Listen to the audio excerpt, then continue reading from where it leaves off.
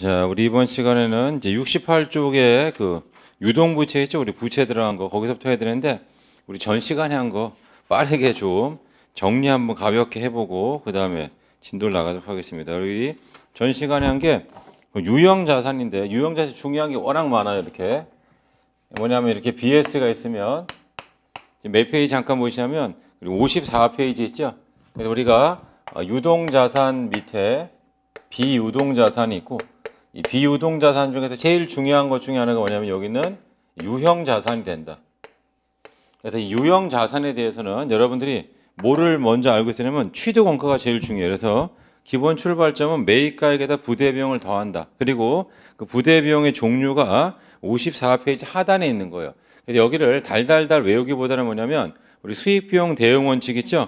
그래서 이런 개념들을 잘 접목시켜서 이게 비용의 반대말은 제가 자산이라고 하잖아요. 그러니까 비용 처리하지 말고 얘를 자산 처리한 다음에 감가상각 등을 통해서 비용 처리하는 게 더 합리적이겠구나 이런 생각을 하시면 되고 특히 55페이지 하단을 55페이지 가운데쯤 밑에 보시면은 일괄 취득이 나와요. 일괄 취득을 할 때는 대가를 갖다가 원래의 가액보다 좀 싸게 줄 수가 있다. 그럼 어떻게 하냐면 상대적 공정가치로 안분해서 취득원가를 결정해야 되고 그 다음에 또 뭐가 있냐면 표로 정리한 게 있죠. 토지와 건물을 일괄 구입했다. 그래서 둘 다 사용할 경우에는 공정가치 따라 안분하고요. 만약에 토지만 사용 목적이다. 그 얘기 뭐냐면 사자마자 건물을 철거한다면 얘는 전부 다 무슨 원가예요? 토지 원가로 가야 된다. 이런 뜻입니다. 그 다음에 디귿이 또 중요한데 기존 건물을 철거하고 신건물을 이게 무슨 말이냐면 이거는 쓰던 건물을 철거해. 그럴 때는 얘를 뭘로 한다? 다 비용 처리한다. 얘를 다 비용 처리한다. 이런 뜻입니다. 그래서 그거에 대해서 이제 분결 하나 좀 써드리는 게 좀 나을 것 같아가지고 예를 들어서 내가 토지와 건물을 취득하는데 공정가치 비율이 6대 4다. 그러면 현금이 1,000원이 나가고 이렇게 여기다가 토지가 600원이고 공정가치가 건물이 400원 이런 식으로 일괄 구입할 경우에는 어떻게 한다? 상대적 공정가치 비율로 안분한다 이런 뜻입니다. 근데 만약에 사자마자 철거한다. 그럴 때 어떻게 되냐면 얘를 뭘로 써야 된다? 토지라고 써야 돼요. 토지가 얼마가 돼요? 이렇게 1,000원이 돼야 된다. 이런 개념이 되겠습니다. 자, 그 다음에 철거할 때는 뭐가 발생한다? 철거비가 발생하죠. 예를 들어서 철거비가 200원쯤 발생한다면 현금 200원하고 200원을 철거비 있으면 안 되고 뭐라 써야 돼요?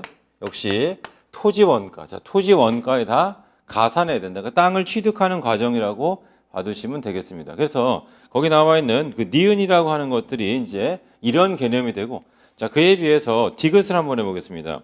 기존 건물을 철거하고 신 건물을 거기 나와 있어요. 신 건물을 건축한다. 그러면 먼저 6대 4부터 나가겠습니다. 현금이 1,000원이 나가면서 토지 600, 건물 400입니다.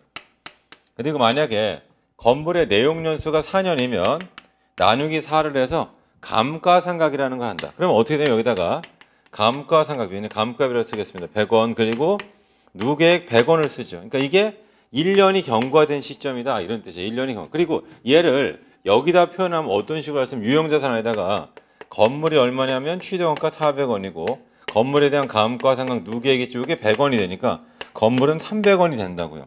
근데 1년쯤 지난 다음에 보니까 도저히 이 건물을 쓸 수가 없을 것 같아. 그러면 얘 건물을 철거하자. 그럼 어떻게 되냐? 이 두 개가 다 없어져야 된다. 그래서 자 그때 한번 해보겠어요.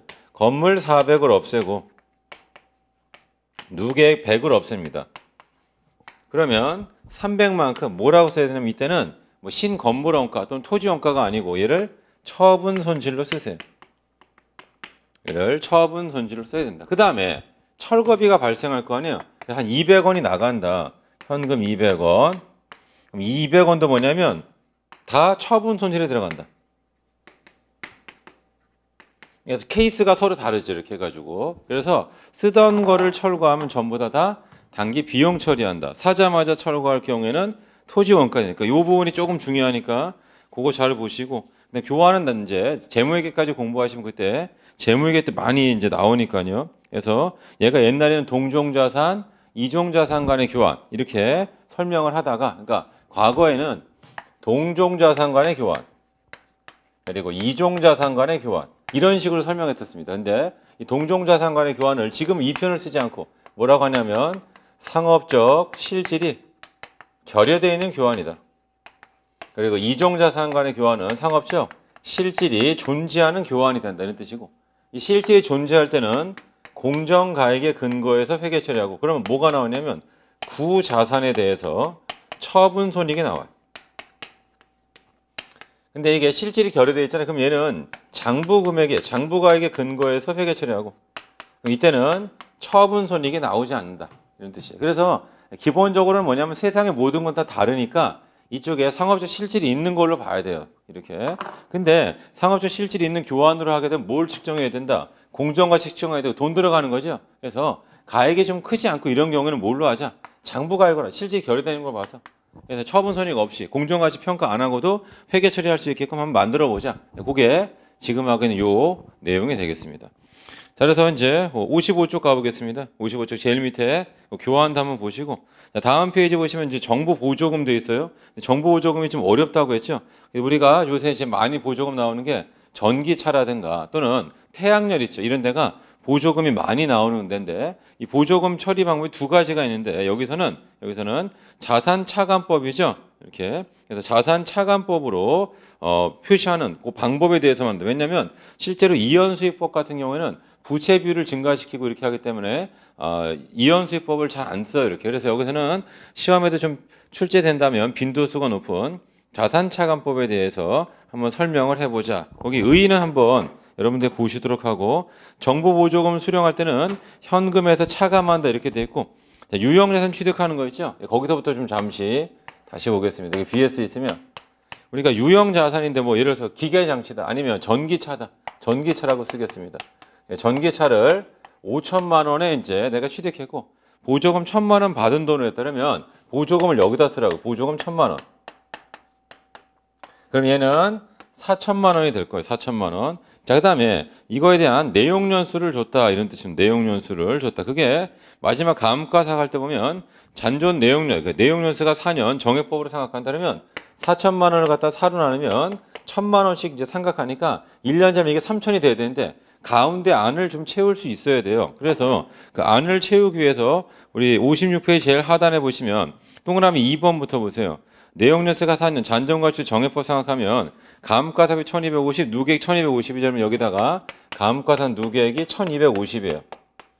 그 다음에 보조금도 4년 동안 생각하니까 1,000만 원을 사람 250을 생각하면 얘가 얼마가 되냐면 7.5가 되죠. 그럼 얼마가 된다? 이게 3천이 된다.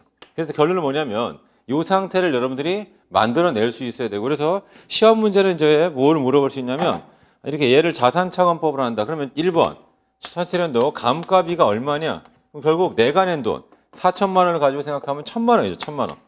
감가비는 1,000만 원 된다. 요거를 하시면 되고, 그다음 2번. 자, 2번은 뭐냐면 그러면 첫 해년도 말 장부 금액은 얼마냐? 전기차에 장부 가액은 얼마? 그럼 얼마에? 3천만 원. 요걸 이제 답으로 하실 수 있으면 되겠어요. 요거를 답으로 하실 수 있으면 되고, 만약에 요게 이연수입법이다. 이연수입법이면 보조금을 여기다 쓰지 말고 여기다 쓰는 거예요. 이런 식으로. 그러면 장부 가치는 얼마가 되냐? 장부 가치는 요게 3,750만 원 된다. 그러면 여기가 3,750이 되고, 그럼 감가사비는 얼마예요? 우리 분개해 보시면 차변에 그 감가사비 누계액 1,250을 쓰고 두 번째 분기가 바뀌어요. 정부보조금 250인데 대변에 감가사비는 안 쓰고 정부보조금 수익이라고 쓴다 이런 뜻이에요. 그럼 감가사비는 얼마냐면 1,250으로 돼야 된다. 그러니까 이 흰색은 자산차감법, 이 노란색은 이연수익법이 되는 거죠. 회계가 좀 약간 어려운 점은 뭐냐면 이렇게 두 가지가 있어요. 그래서 이게 보조금을 이쪽에 쓴다. 이연수익법이라는 말을 써요. 수익을 이연시키면 부채죠. 다른 말로 이게 부채법이에요. 보조금 받은 거를 부채 처리하는 방법이 있고, 보조금 받은 거를 해당 자산에 차감하는 방법인데, 대한민국에서는 이렇게 자산차감법 쪽을 조금 더 많이 쓴다 이런 뜻입니다. 그래서 그런 거 한 번씩 좀 보시고요. 자, 그 다음에는 제일 밑에 57쪽 가보시면 자본적 지출과 수익적 지출인데 거기다 좀 써보세요. 우리가 아까 했던 이런 것들은 다 어디에 나오는 거냐면 최초 원가예요.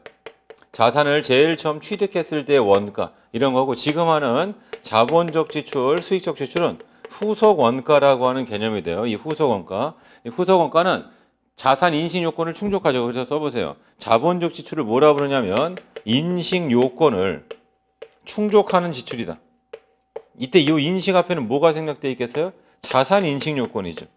자산 인식 요건을 충족하는 지출을 우리는 뭐라고 한다? 자본적 지출이라 한다. 그래서 이 자본적 지출에 대해서는 일단 자산 처리한 다음에 감가상각을 통해서 비용 처리한다 이런 뜻입니다. 그 다음에 이 인식 요건을 충족한 지출 말고는 뭐냐면 일상적 수선 유지비가 나와요.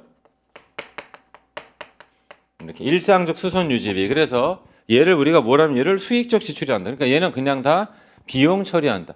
그러니까 요 관점을 잘 보시고 57쪽 제일 하단에 보시면 회계 처리에 대해서 얘가 나와 있어요. 회계 처리 말고 제일 밑에 보면 자산 취득원가를 계산한 다음에 감가상각을 통해서 비용 처리한다. 수선비로 그냥 비용 처리한다. 그래서 쉽게 말하면 미래 경제적 효익이 있다. 그럼 얘를 자산 처리한다 생각하는 거고 그렇지 않을 때는 그냥 비용 처리한다. 이렇게 보시면 되겠습니다.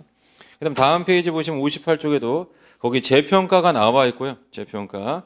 그다음에 가로 4번에 보시면 감가상각인데 우리 현 단계에서 뭐가 중요하다? 감가상각이 중요하고 재평가는 그냥 개념만 그러니까 공정가치 평가가 되는구나.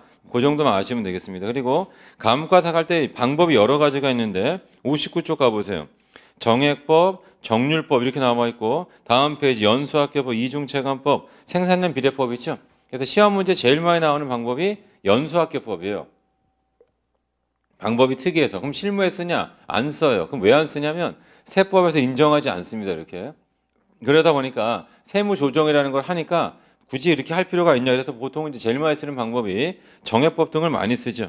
시험 문제는 원래는 정액법이 제일 많이 나왔는데 문제가 조금 이제 어렵게 나오거나 그러면 연수학계법 같은 거를 문제로 많이 낸다 이런 뜻입니다. 그 다음에 이러한 감가상각에 대한 그 방법이죠. 그 공식처럼 써 있는데 달달 외우는 게 아니고 정액법 어떻게 한다? 취득원가의 잔존가치를 빼자. 그걸 우리가 뭐라고 하냐면 감가상각 대상금액이죠. 얘를 내용연수와 나누자. 자, 정률법은 어떻게 돼요? 취득원가에서 감가상 누계액을 뺀 걸 우리가 뭐라면 써보세요. 장부금액이라고 합니다. 거기다가 그대로 정률을 곱하죠. 이게 정률법이 된다. 이때 특히 중요한 게 뭐냐면 잔존가치를 빼면 안 돼요. 정률법 할 때 그냥 취득원가에다가 그대로 정률을 곱해주면 되겠습니다. 자, 그 다음에 60페이지 가보시면 거기 연수학계법 나와 있죠. 걔가 방법이 되게 특이한데 취득원가에서 잔존가치를 빼고 내용연수학계법의 잔여 내용 이게 이제 어떻게 되냐면 내용연수가 만약에 5년짜리 그럼 첫 해는 얼마 하냐면 15분의 5를 하셔야 돼요. 1부터 5까지 더하면 15분의 5. 두 번째 연도는 15분의 4. 등차 수열이에요. 그 다음에 15분의 3. 15분의 2. 15분의 1. 이런 식으로 생각하는 게 연수학계법이고 보기만 해도 뭐예요? 대단히 특이하다라고 하는 걸 알 수 있습니다. 이게 연수학계법이고 시험 문제를 위해서는 거의 출제 비중이 압도적이다. 그러니까 여러분들은 지금 단계에서는 감가상각에 대해서 잘 아셔야 되고 그 다음에 61쪽 가보세요. 거기 보시면 5번 있죠? 유형자산 처분인데 거기 뭐냐면 처분가액하고 장부가액, 처분 시점에서의 장부가액과 비교를 하자 이런 뜻이에요. 그래서 그림을 한번 그려서 한번 해보겠습니다. 자, 내가 1,000원 주고 기계장치를 샀는데 내용연수가 5년에 1년 지나면 400원 되고 1년 지나면 400원이 아니고 800원이 되고 200씩 생각하니까 이거 200이죠? 여기가 800원 되고 1년 지나면 600원이 된다 이런 뜻입니다. 됐죠? 자, 그런데 만약에 여기가 X1년도고 X2년도예요. 내가 X년도 얘를 700원에 처분해. 그럼 처분이 얼마? 100원. 그러니까 상각을 다 한 다음에 처분 손익을 구한다. 그래서 이게 처분가액이고 이게 처분 시점에서의 장부가액이 된다. 이걸 가지고 처분 손익을 구한다. 그러면 지금 하는 이 행동을 분계를 써보면 어떻게 돼요? 자, 먼저 현금이 700원이 들어오고요. 그 다음에 이게 만약에 기계장치다면 기계장치를 다 없애야 돼요. 장부에 얼마예요?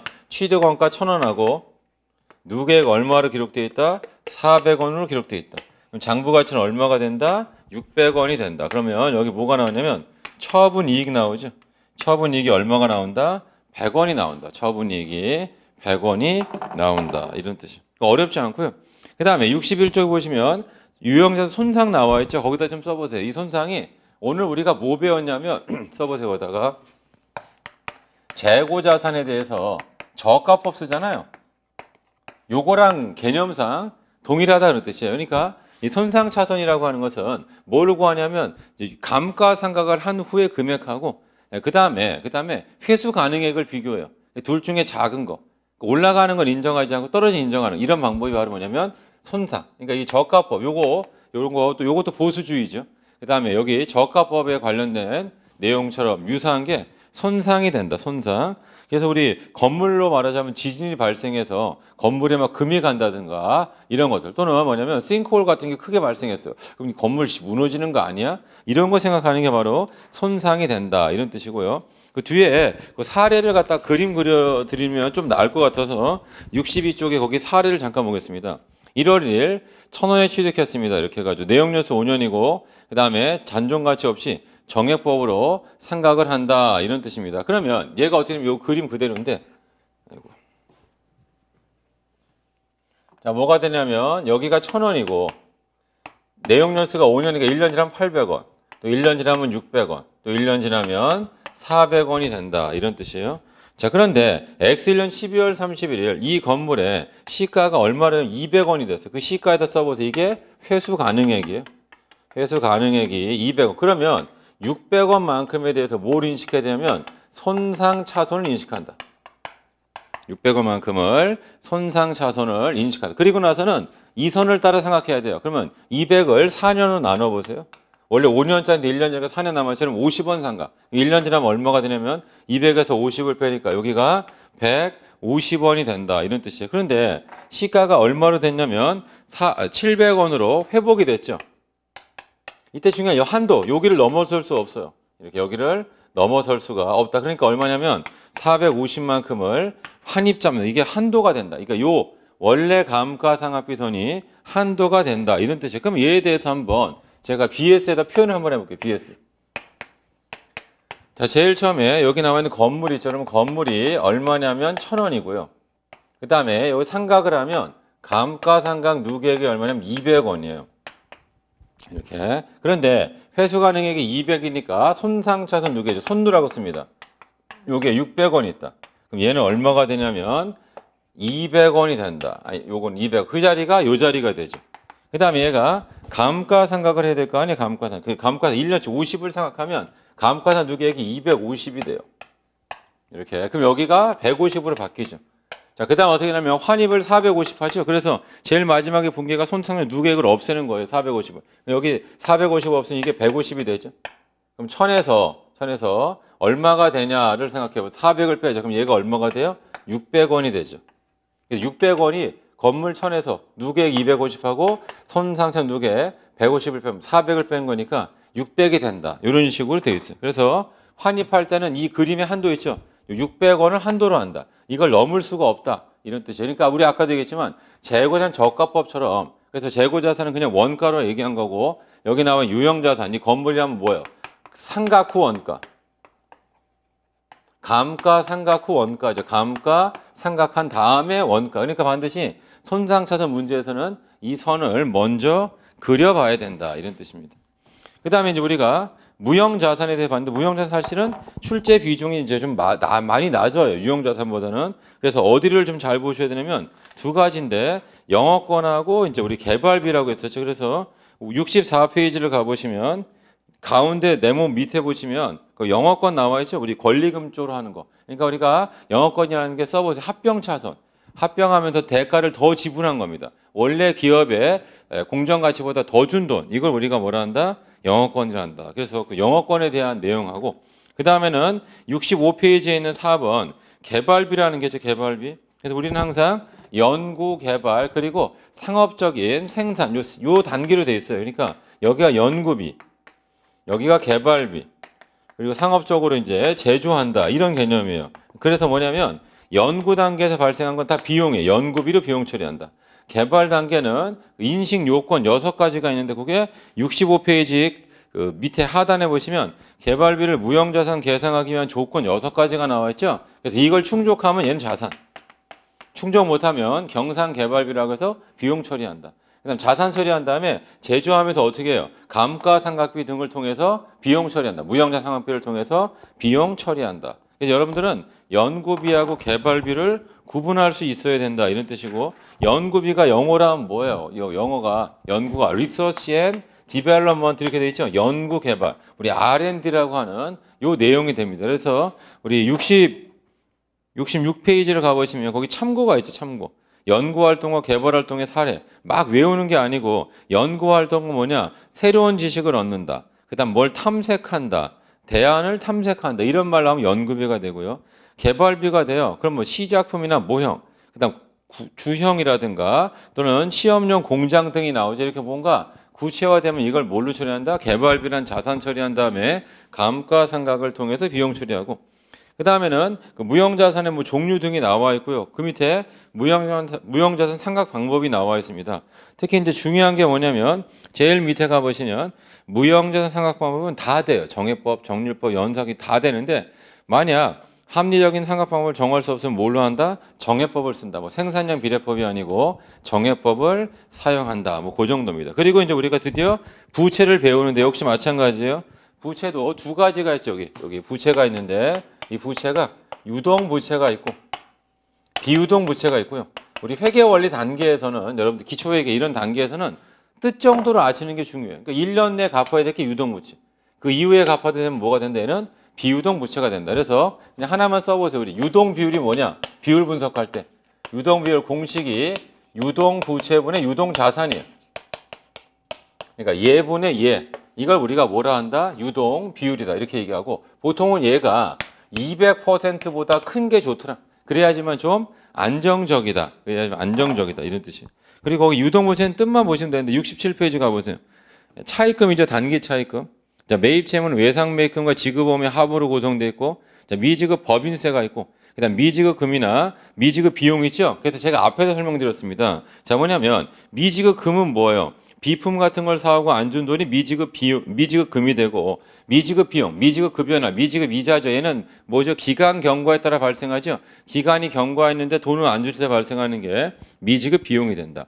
자, 선수금이나 선수 수익이 있어요. 그래서 선수금은 뭐냐? 물건도 주지 않고 돈을 미리 받은 거예요. 물건을 줘야 될 의무가 있죠. 부채가 된다. 이름이 뭐다? 선수금이 된다. 그 다음에 선수 수익이죠. 얘는 기간 경과에 따라 수익이 발생하는데 기간도 경과되지 않는데 돈을 미리 받은 거 그게 바로 뭐가 된다? 선수 수익이 된다. 그게 선수 수익이 된다. 그래서 선수 임대료, 선수 이자 이런 개념이고요. 예수금은 맡아둔 돈이 된다. 맡아둔 돈. 자, 그다음에 비유동 부채 등이 나와 있습니다. 그래서 우리 사채라든가 그다음에 전환사채, 장기 차입금 뭐 이런 것들이 비유동 부채에 해당하는 거고요. 우리 다음 페이지 가보겠습니다. 다음 페이지. 거기 보면 비유동 부채 또는 유동 부채 할 때 그 기준이 되는 건 1년 기준으로 한다. 근데 두 번째 줄만 미쳐보세요. 매입 채무라든가 미지급 비용이고 자산할 때도 배웠어요. 더 써보세요. 매출 채권하고 재고 자산 있으니까 매출 채권, 재고 자산, 매입 채무, 미지급 비용은 영업주기라는 개념을 도입해서 유동 비유동을 나눈다. 나머지는 다 1년 기준으로 나눈다. 이런 뜻이고. 그다음 68페이지 가운데 밑에 보시면 뜻이 나와 있어요. 매입 채무는 외상 매입금과 지급보험으로 구성되어 있고요. 단기 차입금이 있고 우리 미지급 법인세가 있죠. 미지급 법인세. 그래서 얘는 법인세는 언제 내냐? 이달 말까지 내야 돼요. 3월 31일 날까지 보통 이렇게. 그래서 걔를 좀 설명드리면 이런 거죠. 여기가 X1년도고 X2년도다. 그럼 X1년도 이익, 법인 이익에 대해서 세금을 언제 내냐? 3월 31일 날 세금을 낸다. 하지만 장부에는 12월 31일자로 반영하셔야 돼요. 그래서 뭐라 쓰냐? 차변의 법인세 비용. 근데 세금은 나중에 주잖아요. 뭐라 쓴다? 미지급 법인세가 된다. 차변의 법인세 비용, 대변의 미지급 법인세 이런 식으로 장부를 만든다 이런 뜻. 그러면 3월 31일 날은 어떻게 돼요? 현금이 나가면서 뭘 지워야 돼요? 미지급 법인세를 지운다. 국가에 대한 채무를 지우죠. 세금을 냈으니까. 국가에 대한 채무를 지워야 된다. 이런 뜻이. 자, 그다음에 그 밑에 보시면 예수금. 이게 나와 있죠. 예수금은 맡아둔 돈이라고 했죠. 이렇게. 그래서 보통은 부가가치세 예수금이 많아요. 부가가치세 예수금. 그러니까 내가 물건 팔 때 어떻게 한다? 상대방이 내야 될 세금까지 내가 받아서 걷어서 낸다. 이게 바로 예수금. 맡아둔 돈이 된다. 그다음에 유동성 장기부채 있죠. 그래서 비유동부채를 갖다가 유동부채로다가 뭐 바꾸는 뭐 이런 과정이 돼요. 그래서 누가 이제 분기할 때 부채 감소하면서 부채 증가하는 게 뭐냐 이렇게 물어봤어요. 그래서 원래 보시면 우리가 비유동부채가 있잖아요. 이렇게 해가지고 그렇죠? 그래서 뭐 예를 들면 그런 뜻이에요. 이렇게 뭐 장기 차입금이에요. 근데 얘가 만기가 이제 도래한 거예요. 그러면 뭘로 한다? 유동성 장기 차입금에서 얘를 유동 부채로 바꾼다. 유동성 장기 차입금. 뭐 이런 식으로. 그래서 결국 뭐냐면 비유동 부채가 없어지면서 얘가 유동 부채로 바뀌는 거고, 그림으로 이제 설명드리자면 원래는 비유동 부채였지만 얘를 일로 옮겨가는 거죠. 이것도 다 회계상 사건이 된다. 비유동 부채였던 거를 유동 부채로 바꾸는 거. 거기 유동성 장기 부채가 된다. 다음 페이지 보겠습니다. 69쪽 가보시면 뭐가 나왔냐면 거기 당좌 차월이라는 게 나와요. 당좌 차월 이렇게. 그래서 걔는 뭐가 되냐면 차입금이에요. 차입금. 그래서 원래는 당좌 예금이죠.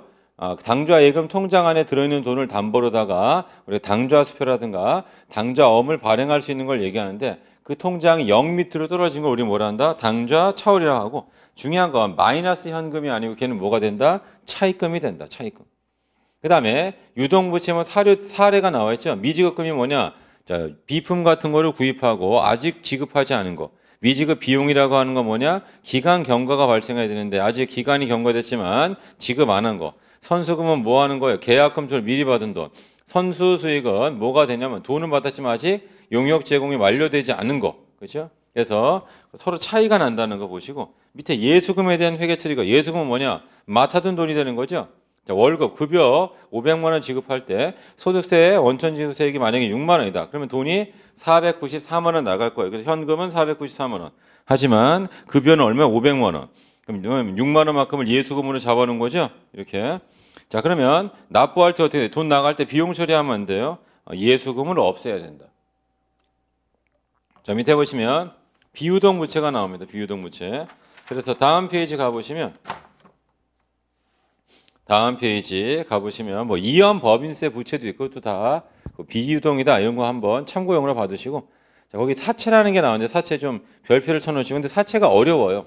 이렇게. 그래서 제가 막 이제 뭐 특강 같은 걸로도 막 올려놨어요. 이렇게 현재 가치 평가하고 이런 내용들을 좀 여러분들이 꾸준히 좀 들어두시면 좋겠습니다. 그러니까 숫자가 좀 복잡하고 하니까 사채를 다 싫어하죠. 이렇게.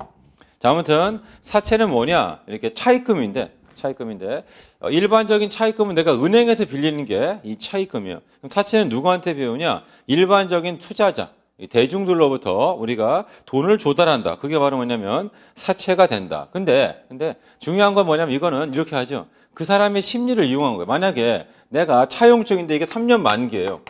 그럼 내가 이때 돈을 빌렸죠. 이렇게. 그러면 언제 이제 이거 돈을 줘야 돼? 이때 주는 거예요.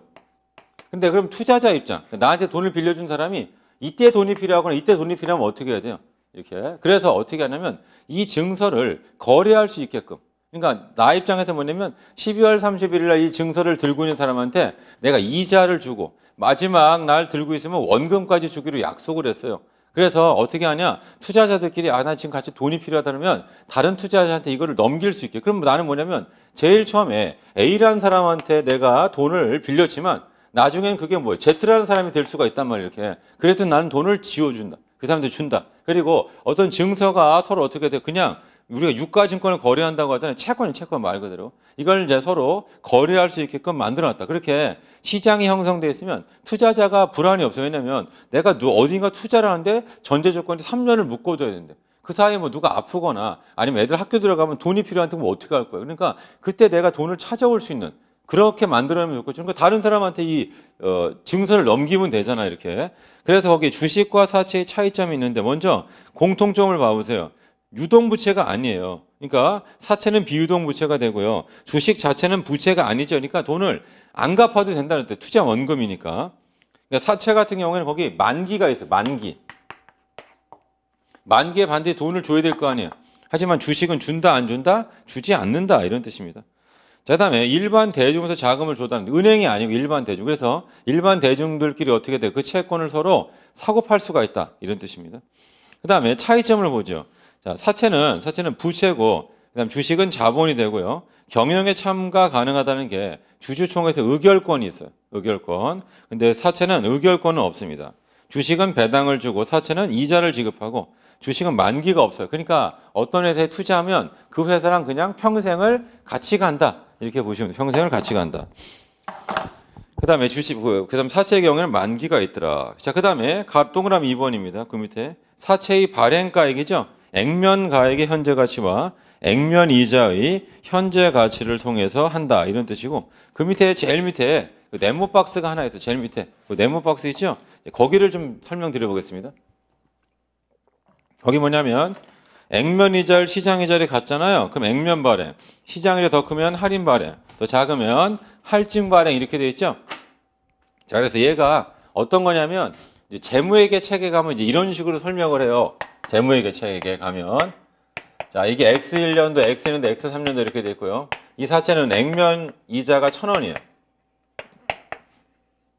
네, 만 개 가서 10,000원을 준다. 이렇게. 그러니까 얘를 증서를 갖다 써보면 이게 사채권인데 사채권에는 액면이 10,000원이고요. 그 다음에 표시 이자율이 10%예요. 그리고 만기가 3년짜리예요. 그 얘기 뭐냐면 이 증서를 사가신 분한테 회사는 매년 표시 이자 1,000원을 3번 주고 만기에 가서 얼마를 준다? 액면 10,000원을 준다. 그럼 그 다음에 질문은 뭐? 이거를 얼마에 사실 거냐? 이렇게 물어보는 거죠. 이렇게. 네, 그래서 다음과 같이 한번 해보겠습니다. 이 사채가 만약에 10,000원에 발행됐어요. 그러니까 발행가액하고 액면가액이 서로 일치한다면 양변을 일치시켜주는 할인율 R을 구하는 거고. 그러니까 이게 뭐냐면 이게 현금, 이게 뭐가 되면 유출의 현재가치, 사채 발행자 입장에서는 일단 이 10,000원은 현금, 유입의 현가예요. 유출의 현가와 유입의 현가를 일치시켜주는 할인율 R을 구해보자. 그랬더니 R이 얼마가 나오냐면 딱 10%가 나와요. 그 얘기는 뭐냐면 내가 10,000원을 투자하고 매년 1,000원 그리고 11,000원을 받으면 매년 평균적인 수익률 몇 프로요? 10%가 되고 나의 입장에서는 사채를 발행해서 그 돈을 빌려왔죠? 이렇게 내가 10,000원을 빌려고 매년 1,000원, 10,000원을 갚으면 나의 평균 차입 이자율 몇 프로가 된다? 10%가 된다. 그리고 이거를 우리가 뭐라 부르냐면 시장 이자율 또는 얘를 뭐라 불러요? 유효 이자율이라고 부르죠.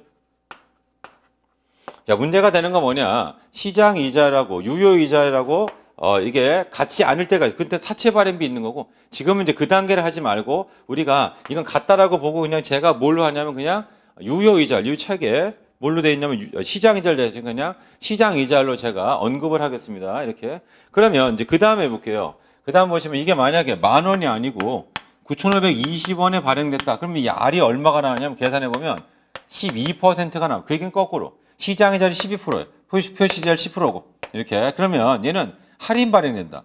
얼마에 발행돼요? 9,520원에 발행되고 만약에 R이 8%예요.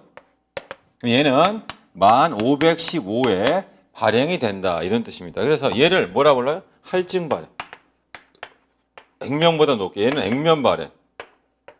밑에 있는 게 할인 발행이에요. 여러분들이 아셔야 될 게 뭐냐면 그러면 사채는 왜 액면 발행이나 할인 발행이나 할증 발행이 되냐? 그러면 여러분들이 아셔야 될 게 뭐예요?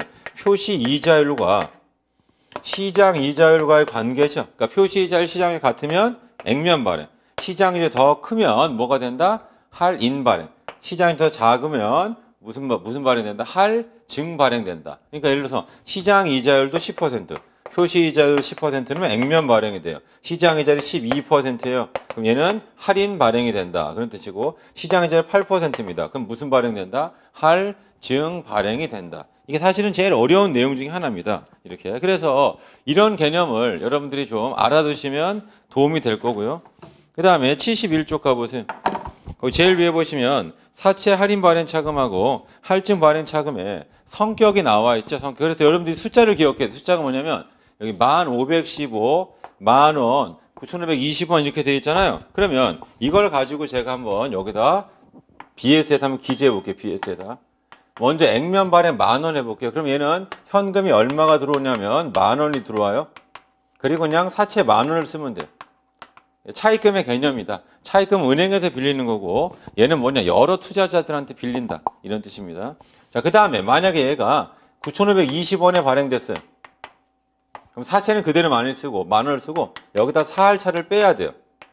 480원을 빼죠. 그래서 얼마가 되게 9,520원이 되게끔 한다. 들어온 돈만큼 부채를 적으면 되는데 그럼 왜 사할차를 쓰냐면 지금 빌린 돈은 9,520원이지만 나중에 얼마를 갚아야 돼요? 10,000원만큼을 갚아야 되는 거죠. 그래서 장부 이렇게 표시하고요. 자, 노란색은 뭐냐면 만약에 현금이 할증 발행해서 1,515 그래도 얼마를 써야 돼요? 사채는 10,000원이에요. 여기다 뭘 쓴다? 사할증을 써야죠. 515라고 해서 사할증을 써줘야 돼요. 사할증을 써야 된다. 됐나요? 자, 아무튼 그래서 이거를 회계 처리할 수 있어야 된다. 이거를 회계 처리할 수 있어야 된다.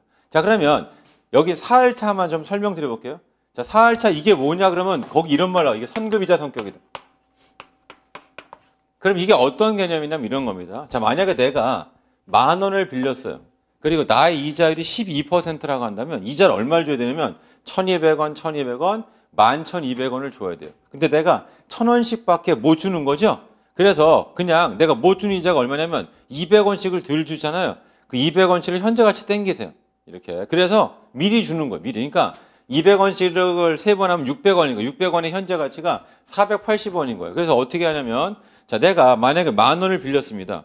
근데 그러려면 난 이자를 얼마를 주냐면 1,200원씩을 줘야 돼요. 근데 1,000원씩밖에 못 주니까 이자를 지금 앞당겨서 미리 선급해드리겠어요. 그래서 우리 사할차를 뭐라 불러요? 선급이자 성격이다. 이렇게 이야기를 합니다. 근데 원체 어렵죠. 지금 하는 이런 얘기들은. 자, 아무튼 그래서 71쪽 가보시면 제일 위에 나와 있는 게 사채 할인 발행 차감하고 할증 발행 차감의 성격이 뭐냐? 사할차는 사채의 차감 항목이죠. 그러니까 액면은 10,000원이고 사할차를 빼세요. 그러니까 여기다 다시 한번 써보겠습니다. 여기다가 사채의 경우 뭐라고 쓰면 되냐면 사채는 10,000원이고 사할차가 있죠? 480원을 빼자. 얘가 얼마가 된다? 9,520원이 된다. 이런 식으로 돼 있잖아. 이렇게. 그래서 사할차는 사채의 차감 항목이고 사할증은 사채의 가산 항목이 된다. 그 다음에 사할차 상가격은 매년 증가한다. 할인 발행이다 할증 발행 둘 다 증가한다. 그건 나중에 이제 여러분들 문제를 풀면서 나중에 유효이자 상하표 있죠? 그런 것들을 좀 더 공부하시면 되고 당구장 표시가 있어요. 사채 발행비는 사채의 발행에서 차감한다. 그 얘기는 뭐냐면 사할차를 증가시켜서 이자 비용을 증가시키는 걸로 그 효과를 대체한다. 이런 뜻이고 자, 다음에 이제 그 가로 2번 보시면 충당부채가 있어요. 충당부채. 그래서 우리가 여직 배운 사채 같은 거를 우리가 뭐라면 걔를 확정부채라고 한다. 확정부채. 그 다음에 지금 하는 거는 이제 충당부채인데 이런 걸로 자, 충당부채를 한번 비춰보세요. 지출 의무의 시기 또는 금액이 불확실한 거죠. 이걸 바로 충당부채를 한다. 자, 그 얘기는 뭐냐면 여기 보세요. 이 부채가 있는데 부채의 만기를 기준으로 하면 유동부채, 비유동부채가 되고요. 그 다음에 금액과 시기예요. 금액과 시기가 뭐냐면 언제 얼마를 줄지가 사전에 정해져 있으면 확정부채. 확정부채. 약간 모호하면 뭐예요? 충당부채. 아예 모호하면 뭐가 되냐면 우발부채예요. 근데 중요한 건 우발부채는 장부에 기록한다. 안 한다. 얘는 그냥 주석사항이에요. 우리 장배는 확정부채와 충당부채까지 등장한다는 뜻이에요. 그래서 확정부채는 언제 얼마를 줄지가 정해져 있는 게 확정부채. 충당부채죠. 얘는 조금 모호한 상태. 이거 우리가 충당부채라고 한다. 그러면 이제 자료를 잠깐 보겠습니다. 우리 71쪽 보시면 거기 충당부채가 있고 내무박산에 보시면 충당부채 인식 요건 나와 있죠. 그래서 과거 사건이나 거래 결과로 자, 현재 의무가 있어야 되고 자원이 유출될 가능성이 똥을 높다죠. 높다. 매우 높다 하면 안 되고 높다. 높다는 50% 초과해요. 금액을 추정할 수 있으면 장부상 부채를 기록해야 된다. 그래서 그 충당부채 뭐 예가 있어요.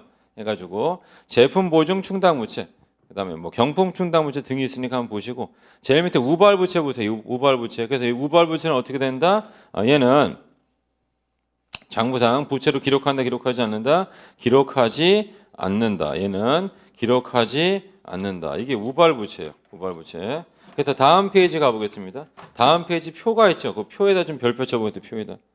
자, 표가 뭐냐면 충당부채와 우발부채 인식 요건 나와 있죠. 가능성이 높고 금액의 추정이 가능하면 충당부채. 가능성이 어느 정도 있거나 또는 금액의 추정이 안 되면 얘는 우발부채가 되고 가능성이 거의 없으면 아예 공시조차 하지 말아라. 공시조차 하지 말아라. 이런 뜻입니다. 자, 또 그럼 2번 보겠습니다. 우리 제품 보증 충당부채인데 크게 써놔서 이게 뭐라고요? 수익 비용 대응 원칙이죠. 수익 비용 대응 원칙. 그래서 그 밑에 예시 한번 잠깐 보겠습니다. 자, 한솔은 X년도 중 상품을 100억 원의 1년간 무상 수익 조건으로 외상 판매했습니다. 그 다음에 X 2년도 중에 2억 원의 보증 수리비가 지출됐죠. 그러면 X년도 실제 보증 수리비가 나가지만 그거를 X 1년도에 추정을 해서 장부에 반영을 해야 된다. 그런데 우리는 현금 기준법을 안 써요. 당연히 발생 기준법이죠. 현금 기준법은 오류예요. 발생 기준법은 뭐냐면 매출 채권 100, 매출 100을 잡은 다음에 제품 보증비 2, 그리고 충당 부채 2를 잡으세요. 그래서 실제 돈을 내어줄 때 부채가 없어지게끔 구조를 만들었다. 그다음에 그 밑에 제품 보증 충당 부채 회계처리 나와 있죠. 자, 거기 제품 판매할 때는 뭐냐? 차변현금 대부분의 매출을 거기다 써보세요. 이게 수익이고 제품 보증 충당 부채 회계처리 옆에다 써보세요. 뭘 써야 돼요? 수익 비용 대응 원칙. 그러니까 수익을 인식한 연도에 매출원가뿐만 아니라 보증 수리비까지도 전부 다 언제 인식해야 된다? 거기 나와 있는 것처럼 제품 판매 시점에 인식을 해줘야 된다. 이런 뜻입니다. 자, 그래서 73쪽 가보세요. 73쪽. 우리 73쪽 보시면 제일 위에 있는 게 뭐가 되냐면 제일 위에 있는 게 제품 보증비가 되어 있는 거죠. 그래서 거기다 크게 써보세요. 이것도 역시 뭐다? 수익 비용 대응 원칙이 된다.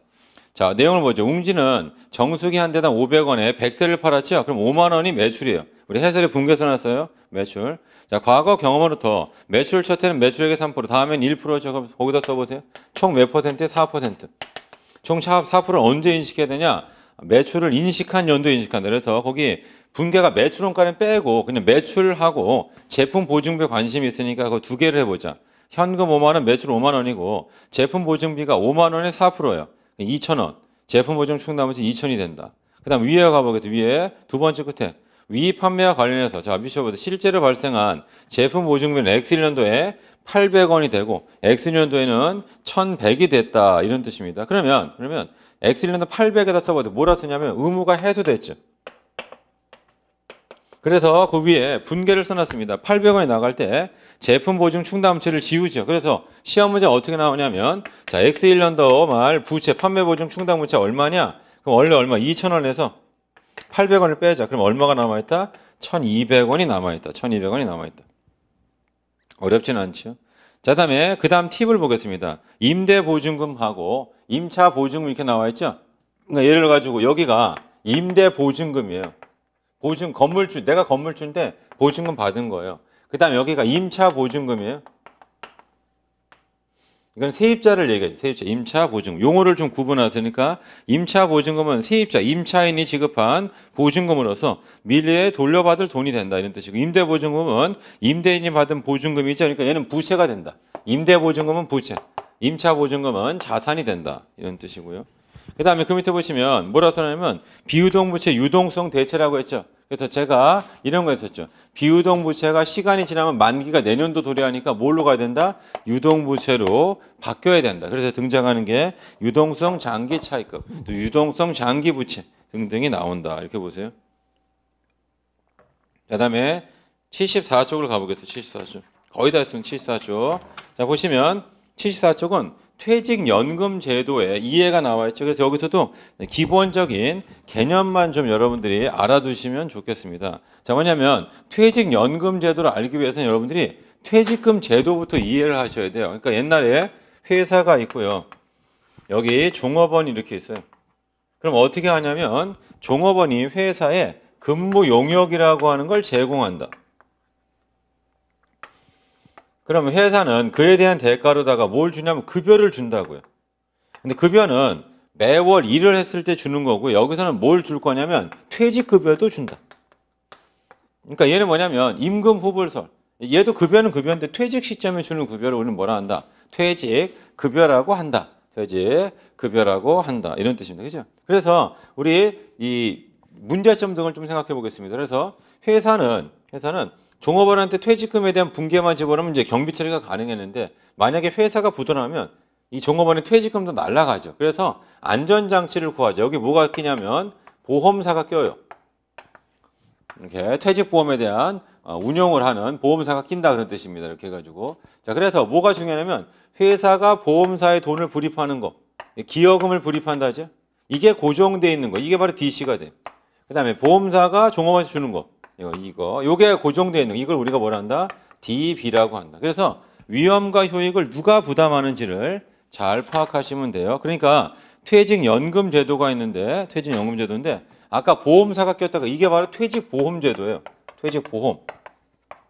돈을 사회에다가 적립을 해두자 이런 뜻이에요. 근데 이런 퇴직보험제도에 문제점이 있더라. 그런데 이게 퇴직 보험제도 이렇게 이걸 하는 거예요. 뭐가 문제냐면 사람들이 너무 오래 사는 거예요. 그러니까 이걸 뭘로 하죠? 퇴직 연금 제도로 바꾸죠. 퇴직연금 제도는 받는 거, 이 DB를 갖다가 일시금으로 받지 말고 연금 형태로 받자 이런 뜻이에요. 왜냐하면 일시금을 한 다음에 우리 뭐 가게 같은 걸 차리고 사업이 잘 되면 좋지만 사업이 잘 안 될 수도 있잖아요. 이렇게. 그러니까 그런 것들을 방지하기 위해서 하는 게 바로 뭐가 되냐? 퇴직연금 제도. 그래서 74페이지 가보시면 퇴직연금 제도 이렇게 나와 있죠. 근로자 퇴직급여 보장법에 따라 이렇게 회사가 근로자의 퇴직급여를 금융기관에 위탁 운용한 뒤 퇴직 시에 연금 또는 일시금으로 지급하는 제도인데 두 가지가 있죠. DB가 있고 DC가 있어요. 거기 define이란 말이 뭐냐? 고정된, 영어로 하면 확정된, 픽스 이런 개념이 되겠습니다. 그래서 확정 급여가 픽스, 고정돼 있다. 그러니까 얼마를 받기로 퇴직 전 3개월치 임금의 그 평균치를 받기로 했다. 뭐 이런 식으로 뭔가 룰이 정해져 있을 겁니다. 그게 바로 확정 급여형이고 확정 기여형이 남아 있어요. 확정 기여형. 이렇게. 그래서 이 확정 기여형 같은 경우에는 뭐냐면 기여금 자체가 고정돼 있다. 그래서 결론은 뭐냐면 운용 실적이 안 좋으면 연금 액수가 확 줄어들 수 있다. 지금 생각해 보세요. 지금 코로나19로 인해 가지고 어떻게 됩니까? 주가도 막 다 빠지고 이렇게 했죠. 그래서 저 같은 경우에도 이제 뭐냐면 펀드 뭐 잘 내용을 제가 안 하고 하지만 그냥 가입만 해놓고 이제 돈만 내는 거죠. 원래는 그것도 뭐 주식이다 채권이다 막 구성을 막 수시로 뭐 좀 바꾸고 해야 되는데 뭐 귀찮기도 하고 뭐 액수가 또 엄청 거액도 아니니까. 아 근데 이제 코로나19 오기 전에 이제 거기 담당해 주시는 분이 이걸 좀 바꿔야겠습니다. 근데 그때 바꿨어야 되는데 좀 귀찮아가지고 이렇게 그거 안 했더니만 이번에 이제 좀 손실이 좀 많이 났겠지 이렇게 해가지고 그래서 이런 책임을 누가 지느냐? 이게 확정 급여형이냐, 확정 기여형이냐 이런 용어를 좀 아셔야 되겠어요. 그래서 이게 다 어디에 나오는 제도예요? 퇴직금 제도에 나온다. 퇴직금 제도에 나온다. 그러니까 여러분들은 지금 좀 젊거나 이런 분들은 다 뭐냐 퇴직금 이런 관심이 없어요 별로. 근데 이제 좀 시간이 지나 보세요. 그러면 우리가 연금이라든가 이런 것들에 대해서 관심이 높아질 수밖에 없더라 이런 뜻입니다. 자, 그 정도 하시고 이제 우리 그 자본 파트로 이제 넘어가야 되는데 이 자본이 조금 힘들어요. 그래서 좀 쉬는 시간 동안에 여러분들이 죄송하지만 75쪽에 표 있죠. 표에 보면 거기 자본이 있으니까 BS가 있으면 자산에서 부채를 빼면 자본인데 이 자본이 5가지예요. 자본금, 자본이여금, 자본조정, 기타 포괄손 누계 이기업 나와 있죠. 그래서 거기 제가 반드시 암기할 거 뭐 이렇게 써놨잖아요. 죄송하지만 요거를 좀 외워주셔야겠다. 그래서 잠깐 쉰 다음에 우리가 자본에 대해서 한번 정리해 보도록 하겠습니다. 잠깐만 쉬었다 하겠습니다.